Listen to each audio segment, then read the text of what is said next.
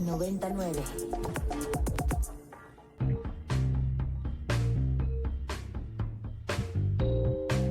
Desde el estudio B de Ibero 90.9, esto es Control de Cambios, una producción de Ibero 90.9 y la revista Nexos. Mi nombre es Valeria Villalobos Guizar.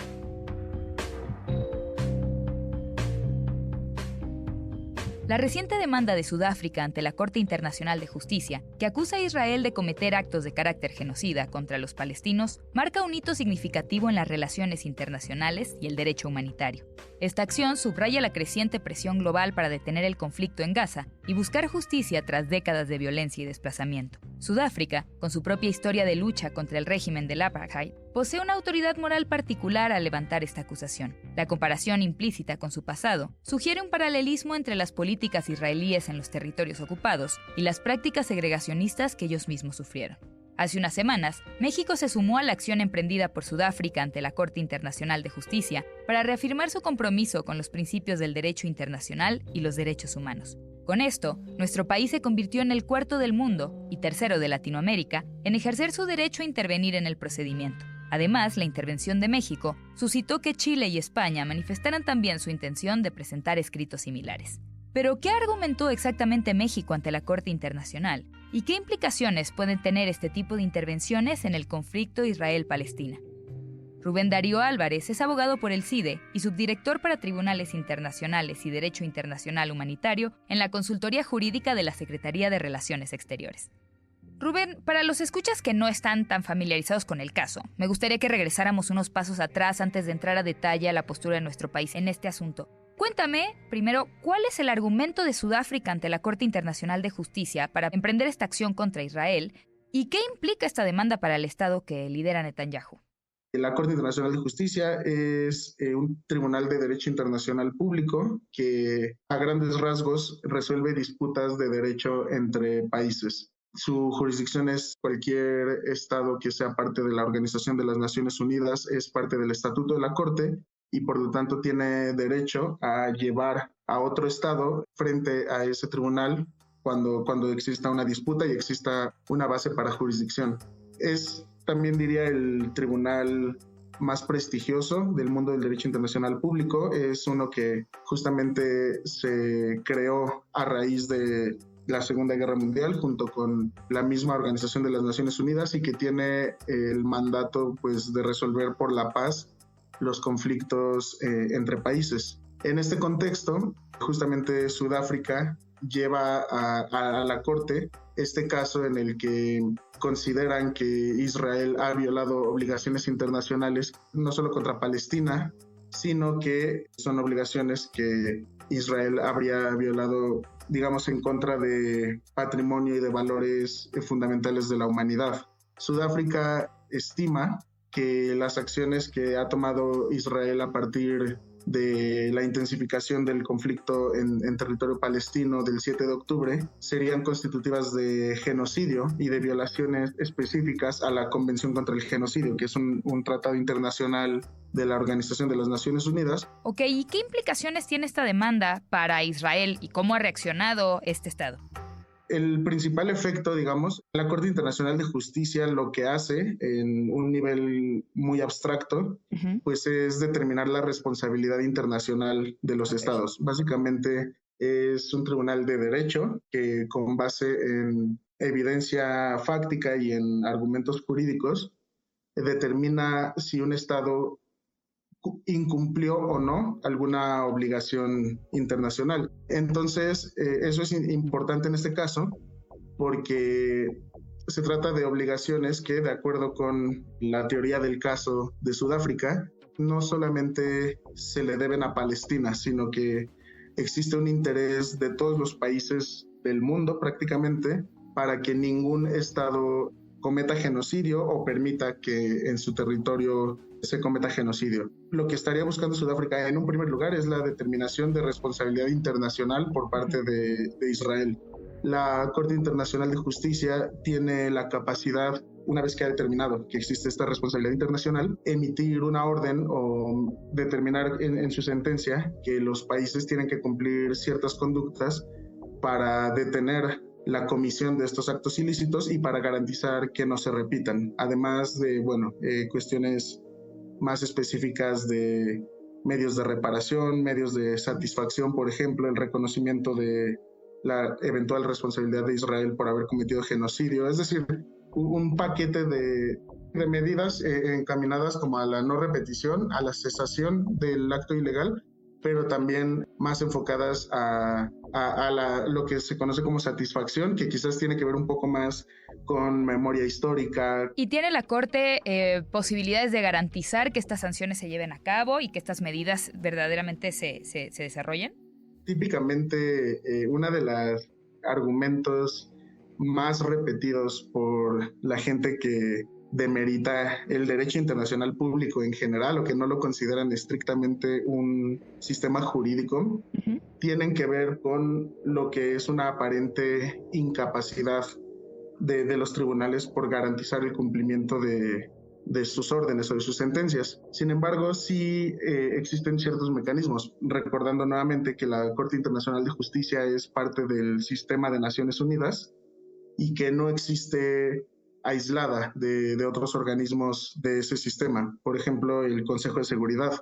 Claro. Es decir, la sentencia que eventualmente emita la Corte Internacional de Justicia y que podría declarar como responsable de cometer genocidio a Israel, y también las órdenes de medidas cautelares que pueda emitir a lo largo del procedimiento. Ya ha emitido 2 para tratar de que Israel detenga sus acciones militares en lo que se llega a una sentencia firme. Esas órdenes y esa eventual sentencia no pueden ser ejecutadas directamente por la Corte Internacional de Justicia, pero sí pueden ser remitidas, por ejemplo, al Consejo de Seguridad, claro, para que se asegure de su cumplimiento. El Consejo de Seguridad tiene la facultad de emitir una resolución que obligue a cualquier país del mundo a prácticamente cualquier acción. Es como el organismo de Naciones Unidas con un poder discrecional más amplio. Podría obligar a Israel a llevar a cabo ciertas acciones o a dejar de llevar a cabo ciertas acciones para asegurar el cumplimiento de esa sentencia o de esas órdenes por parte de la Corte. Sin embargo, pues esto ya entra como en un escenario, como digo, de geopolítica pues más amplio, donde, por ejemplo, sabemos que Estados Unidos es parte del Consejo de Seguridad, entonces ya existen esas cuestiones como específicas que quizás el cumplimiento de una eventual sentencia. Ahora pasemos al tema de México. ¿Qué es lo que argumenta nuestro país ante la Corte Internacional de Justicia? Es decir, ¿qué postula en su escrito? Forma parte de un mecanismo que está establecido en el Estatuto de la Corte Internacional de Justicia, en su documento fundacional y el que establece como sus reglas básicas de funcionamiento. Hay 2 formas en las que un tercer estado puede intervenir en una disputa entre otros 2 países. El primero de ellos es para aquellos estados que consideren que tienen un interés jurídico que podría ser afectado por la sentencia. Pero la intervención de México en este caso no se da bajo ese mecanismo, sino bajo otro que está contemplado en el artículo 63 y que básicamente le da derecho a todos los países que sean parte de un tratado a participar en una disputa en la que ese tratado se va a interpretar. Es decir, el caso de Sudáfrica está basado en las posibles violaciones a esta Convención contra el Genocidio que ya mencioné, y de la cual al día de hoy 153 estados son parte. Entonces, básicamente, conforme a este artículo del Estatuto, cualquier estado que sea miembro de la Convención contra el Genocidio de Naciones Unidas tiene derecho a intervenir, a presentar a la Corte un escrito como el que presentó México, proponiendo a la Corte una interpretación o una forma de leer las obligaciones de esa convención. En este caso, entonces, México no está declarando que un derecho del Estado mexicano pueda ser afectado directamente, sino una interpretación. Que tiene un interés en que la Corte entienda de cierta forma las obligaciones de esa convención. Y bueno, el efecto que tiene para nuestro país es que la Corte al final de este juicio va a tener una interpretación determinada de la Convención contra el Genocidio y de las obligaciones que están contenidas ahí, y esa interpretación, que en principio sería obligatoria para Sudáfrica y para Israel por ser las 2 partes en la disputa, también es obligatoria para México. Es Ok. decir, no va a haber una sentencia que nos obligue directamente a nada, pero sí una interpretación abstracta de la convención que en el futuro va a ser aplicable a México y Aplicable. a los demás países que intervengan. Pero ahora regreso a mi pregunta anterior, que es exactamente qué postula su escrito. El escrito de México tiene varios puntos de derecho, justamente argumentos jurídicos, que tratan de proveer a la Corte con elementos para hacer una interpretación que nosotros consideramos que son relevantes, no solo en este caso, sino pues más en general en cualquier caso de genocidio. Dado que no somos parte directa de la disputa, Ujú. en realidad el escrito de México no puede estar enfocado ni siquiera en los hechos que han ocurrido en Gaza Ah, en ok. los últimos meses. Más bien se enfoca en lo general, digamos, en la Ujú. parte como más Sí, abstracta. abstracta de la convención y cómo es que un Estado puede eventualmente llegar al incumplimiento.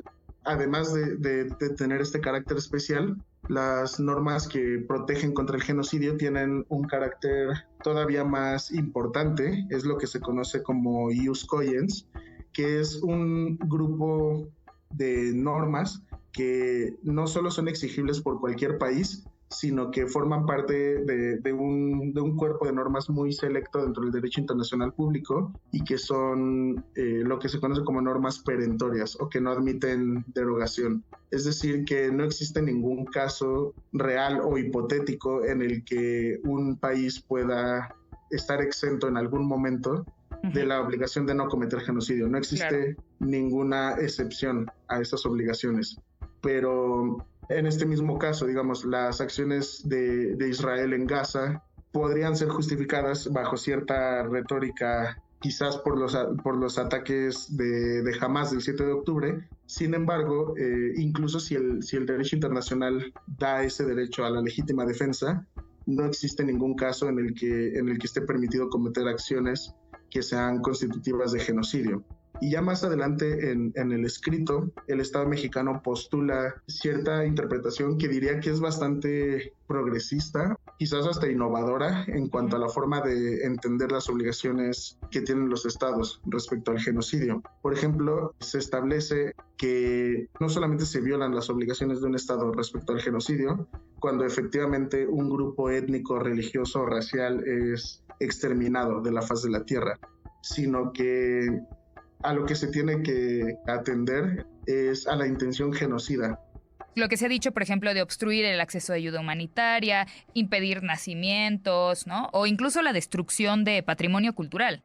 Exactamente, creo que la postura del Estado mexicano respecto al patrimonio cultural en específico es muy importante, es una posición bastante progresista porque estamos hablando específicamente de la destrucción de patrimonio cultural que tiene la intención del borrado de ese legado cultural, de esa cohesión que los miembros de un grupo tienen en torno a su religión compartida o los significantes culturales compartidos. Es decir, la misma destrucción del patrimonio cultural, aunque no implique, por ejemplo, la muerte de personas necesariamente, o aunque se ve como en acciones independientes, sí puede tener esa intención de destruir la cohesión que existe en torno a religión, raza, cultura dentro de un grupo. Y en ese sentido, justamente México propone que se debe tomar en cuenta esa posible destrucción del patrimonio cultural porque pues puede tener ese efecto de borrar un grupo social determinado. Con la parte del el acceso a ayuda humanitaria ocurre algo muy parecido.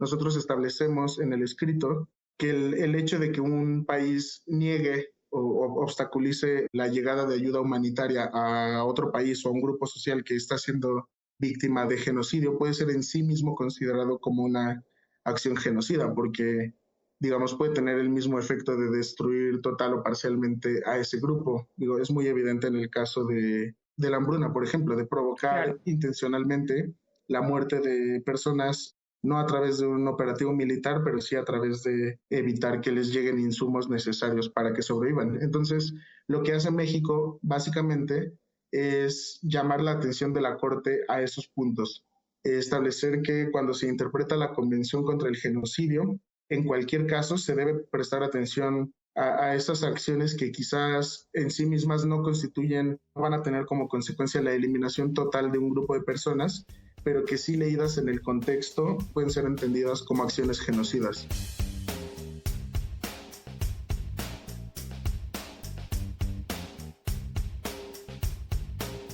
Rubén Darío Álvarez es abogado por el CIDE y subdirector para Tribunales Internacionales y Derecho Internacional Humanitario en la Consultoría Jurídica de la Secretaría de Relaciones Exteriores. Pueden consultar lo que ha escrito en la revista en www.nexos.com.mx/control de cambios.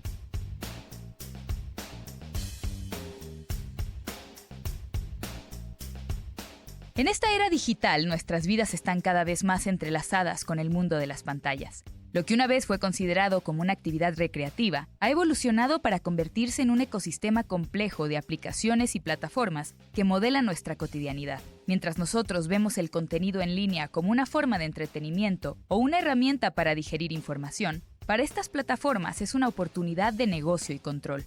Cada like, cada vista, cada momento de atención se traduce en ganancias.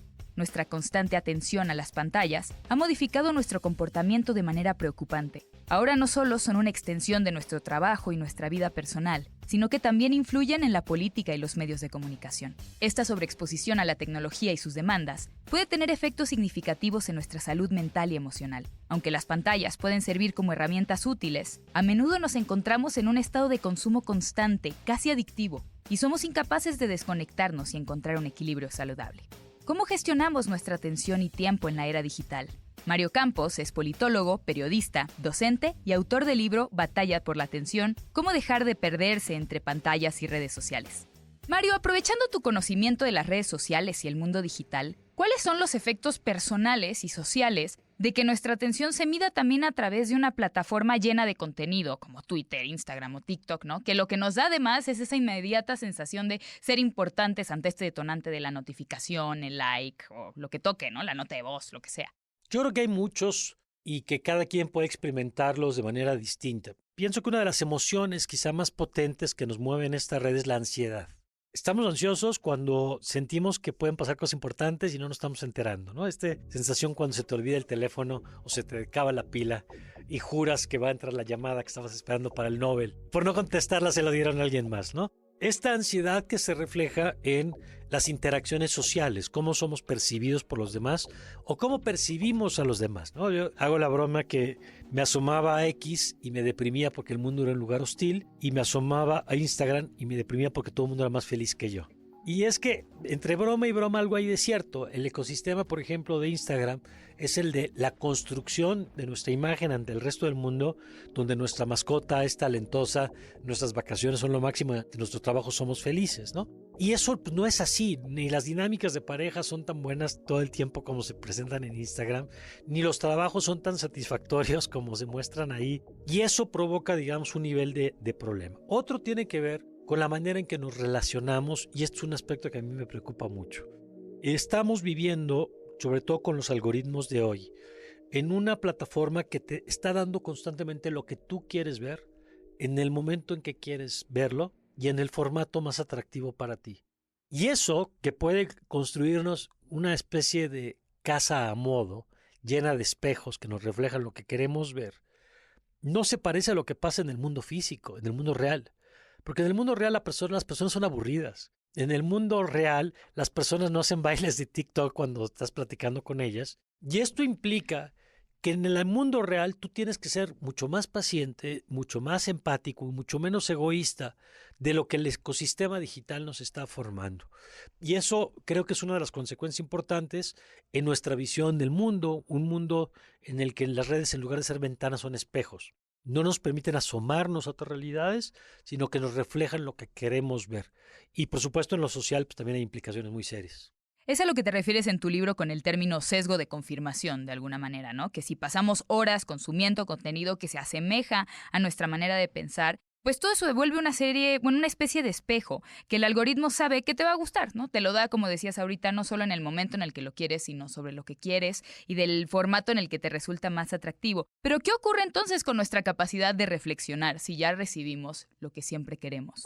Si hubiera una lista de víctimas, habría que poner la capacidad de reflexión de la mano de descansa en paz la capacidad de reflexión, descansa en paz la capacidad de aburrimiento. Este ecosistema a mí me impresiona mucho de todos los temas que estamos platicando. Quizá uno de los más dramáticos para mí, Valeria, es cómo en cada espacio que tenemos libre, suponiendo que significa eso, el transporte público, sentarte en un avión, llegar en un café en lo que llega la persona a la que vas a ver, en lo que se actualiza la página que estás viendo, cualquier espacio es colonizado por el celular. El celular nunca está a más de 30 centímetros de ti. Es una prótesis que no se separa de ti. Está a la distancia de tu brazo en el buró por las noches. Está en el coche, a veces en tu propia mano mientras vas conduciendo. Todo el tiempo. Es la omnipresencia. No hay objeto en la civilización que tenga una presencia en nuestra vida como la que tiene el teléfono celular. Y eso no solamente es el espacio físico. Esa proximidad física es apenas, digamos, el conducto para la proximidad mental. Cada espacio libre que tenemos en la mente lo ocupa el teléfono. Y entonces la capacidad de reflexión que tú apuntas se vuelve pues imposible, porque en esta lógica de las plataformas, a cada estímulo le sigue el siguiente que solo está a un movimiento de índice o de pulgar de distancia. Es decir, entre un video y otro video de TikTok no hay pausa, entre un video y otro video de Instagram no hay pausa, entre post y post no hay pausa. No hay posibilidad de decir, a ver, esto que acabo de ver, ¿qué significa? ¿Qué impacto tiene? ¿Cómo me siento sobre lo que acabo de ver? Pero además el algoritmo ya lo puso en tendencia para que además ya esté, digamos, vinculado y alineado con mis propios valores e ideas. Entonces ni siquiera me voy a encontrar con algo que verdaderamente me genere un cuestionamiento crítico, porque solamente es gente que dentro de mi comunidad ya piensa lo que yo pienso, claro, ¿no? Porque el riesgo de cuestionarte es que te vayas. Claro. Y no se van a dar ese lujo. Claro. Y qué importante lo que mencionas sobre aburrirnos, ¿no? Leí el otro día un libro estupendo de Josefa Ros Velasco sobre la falta de aburrimiento contemporáneo y cómo es brutalmente importante aburrirse porque permite, en primer lugar, es un espacio ideal para la creatividad. El ocio no entendido como pues como entretenimiento, como algo con que llenarse la cabeza y nada más pasar el rato, sino el ocio como un momento en el que la gente ponía... se dedicaba a llenarse de cosas nutricias, ¿no? Cosas que valieran la pena. Y ahora el celular imposibilita mucho eso porque claro, de cajón solo te dedicas a scrollear, ¿no? Porque el ocio se monetizó. Y esa es parte de lo que quizá vale la pena preguntarse. Es decir, esto que tú estás describiendo muy bien, que es la incapacidad de tener un tiempo para ti, para lo que sea, para pensar en qué quieres hacer con tu vida, para pensar en la conversación que acabas de tener, en el mensaje que acabas de... lo que sea. Para leer, para observar, claro, para lo que sea. Cualquier espacio sea ocupado por una empresa que monetiza, y eso es quizá lo importante. O sea, no es neutral ese espacio ocupado, porque tú estás pagando cada vez que tú desbloqueas tu celular, cada vez que tus ojos están puestos sobre la pantalla, tú estás pagando con dos tipos de bienes que creo que cada vez hay más conciencia del valor que tienen y que quizá ahí es donde estuvo la trampa o el engaño o la omisión para no pensar que fue de mala fe. No pensamos que nuestros datos personales valieran y entonces hemos pagado con nuestra información personal durante años a estas plataformas, claro, muchas veces recibiendo algo a cambio, ¿no? Anuncios personalizados, recomendaciones, contenido que nos resulta más relevante, a cambio de entregar nuestra alma más que a tu terapeuta, has recibido una serie de contenido personalizado y has pagado con tu atención. Y yo creo que en los últimos años hay más conciencia de la privacidad, pero creo que hay menos conciencia del pago de la atención. Y hay un concepto de los economistas que es este de costo de oportunidad. El ejemplo que sea más fácil para ilustrarlo es cuando tú vas a una sala de cines donde hay 5 películas, el costo de oportunidad son las 4 que no viste por elegir claro. una. Es lo que dejas de hacer por haber elegido. Y el tener la mirada sobre la pantalla tiene un costo. Y ese costo es lo que quizá no hemos nombrado y no hemos reconocido que significa en términos personales, profesionales y hasta políticos. Y además significa decidir primar una manera de aproximarse al mundo por encima de muchas otras. Claro. ¿No? Pensar que hemos primado, por ejemplo, la imagen como formato para obtener o creer obtener información o una imagen de mundo por encima de muchas otras cosas, ¿no? Que puede ser desde la palabra, la literatura, el mundo real y una conversación, ¿no? Cualquier otra cosa. Y por último, Mario, parece que tu libro nace de una reflexión personal, ¿no? Inicias hablando del tiempo que pasas viendo la pantalla de tu celular y la preocupación que este dato que te avienta de llevas tantas horas en pantalla, que a veces son alucinadas, que genera preocupación y genera ansiedad, ¿no? Genera culpa también. Y muchos de nosotros nos encontramos en esa situación similar, en la que cuando nuestro teléfono nos da el reporte de la semana nos asustamos al ver que pudimos haber hecho innumerables otras cosas un poco más de provecho. ¿Qué consejos descubriste a lo largo de la escritura de este libro para alejarte de las pantallas? No soy yo el primero ni el último en abordar este tema y fue muy interesante revisar un conjunto de libros que hay que proponen soluciones frente a la captura de la atención y los intentos de recuperarla. Y en el libro van a encontrar que hay recursos que van desde lo que algunos ya a lo mejor ya hacen, que es desconectarte durante ciertos periodos de tiempo de lo digital. Una persona me dijo, después de ver el libro, yo borré de mi teléfono las redes sociales en las que pasaba más tiempo que no eran necesarias para el trabajo, como Instagram o TikTok, y las dejé solo en la tablet. Y eso implica que durante el día, en mi jornada laboral o en mis traslados, no tengo acceso a ellas. Cuando llego a mi casa, si quiero navegar en esto, me conecto y paso un tiempo ahí. Solo con esa decisión, haberlas desinstalado su teléfono y dejarlas en la tablet, me dice esta persona, bajó 60% mi tiempo de pantalla de una semana a la otra. Hay personas, por ejemplo, que ya están poniendo en marcha la propuesta de desactivar notificaciones, que me parece una de las más valiosas, porque si entendemos que la notificación es este permiso para interrumpirte, y si solamente imaginamos que en el mundo físico, ahora que estamos platicando, alguien llegara y te tocara el hombro y te dijera, oye, ya hay descuento en el producto que viste en el supermercado, y siguiéramos teniendo esta conversación, y llegara alguien para decirte, oye, acabo de publicar una nueva noticia, eso sería ridículo y te diría, oye, ¿puedes decirle a las personas que dejen de interrumpirnos? Bueno, eso lo hemos normalizado en formas de notificaciones. Y entonces hay desde recomendaciones físicas, como dejar el teléfono a una mayor distancia cuando te vas a acostar, la eliminación o el poner barreras de acceso a algunas plataformas y que te tengas que firmar. Cada vez que entras, por ejemplo, que tengas que poner tu usuario y contraseña, y eso a lo mejor ya te da un poco de pereza y a lo mejor lo piensas 2 veces. Hay un conjunto de recursos que cada quien va a encontrar, no hay fórmulas únicas en este tema. Lo que hay es una invitación a reflexionar sobre nuestra relación con estos dispositivos, al lugar que ocupa hoy en nuestra vida y a entrarle a una discusión social sobre si lo que tenemos hoy es el tipo de relación que queremos con estos dispositivos para adelante. Hasta ahora han sido los algoritmos los que han tenido la palabra. Creo que nos toca a nosotros dar nuestra opinión también al respecto.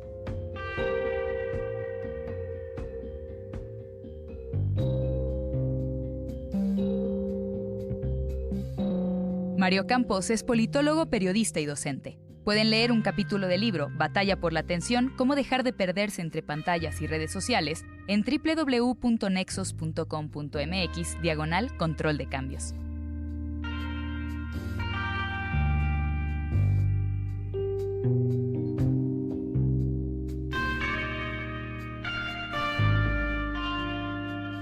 Muchas gracias por escuchar Control de Cambios, una producción de Ibero 99 y la revista Nexos.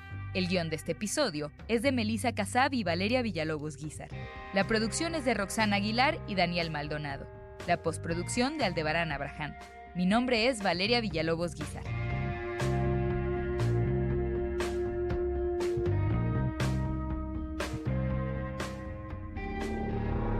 Para más contenidos como este, descarga nuestra aplicación disponible para Android y iOS o visita ibero909.fm.